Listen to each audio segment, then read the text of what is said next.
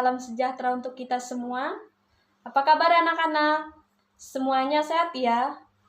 Anak-anak, pada pertemuan kali ini kita akan belajar tentang katekese remaja.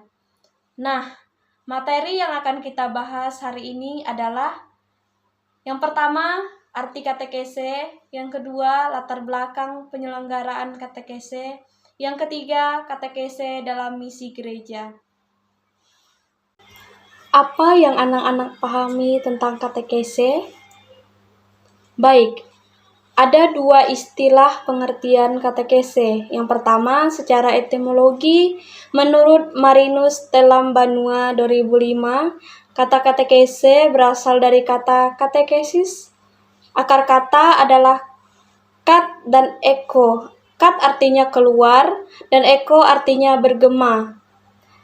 Nah, yang kedua, menurut KBBI, katekese adalah pengajaran agama.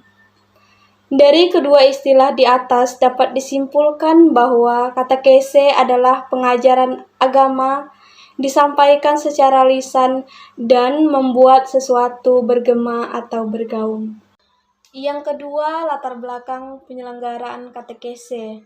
Pada mulanya, Yesus mengajar.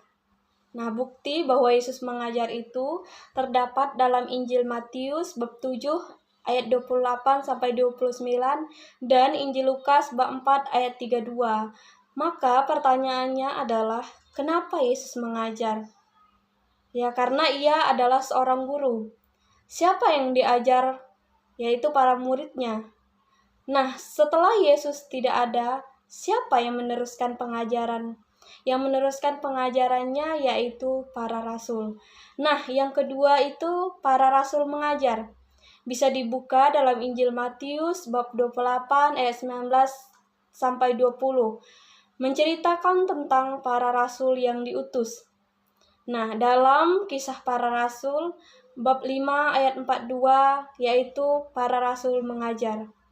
Nah, setelah para rasul mengajar, dilanjutkan dengan hierarki gereja. Siapa? Yaitu paus, para imam, biarawan, biarawati, dan para katekis.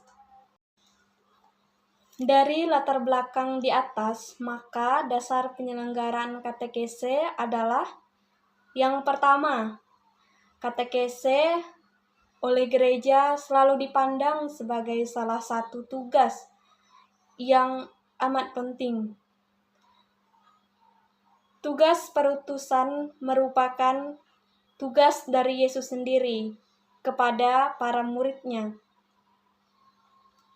Terus yang kedua, katekese yang otentik adalah wahyu Allah, misteri dan karya-karyanya yang menyelamatkan yang terjadi dalam sejarah umat manusia. Yang ketiga, katekese dalam misi gereja. Terdapat dalam Katekismus Gereja Katolik nomor 4-10, yaitu tentang katekese membantu manusia semakin mengenal dan mengasihi dan mengikuti Kristus.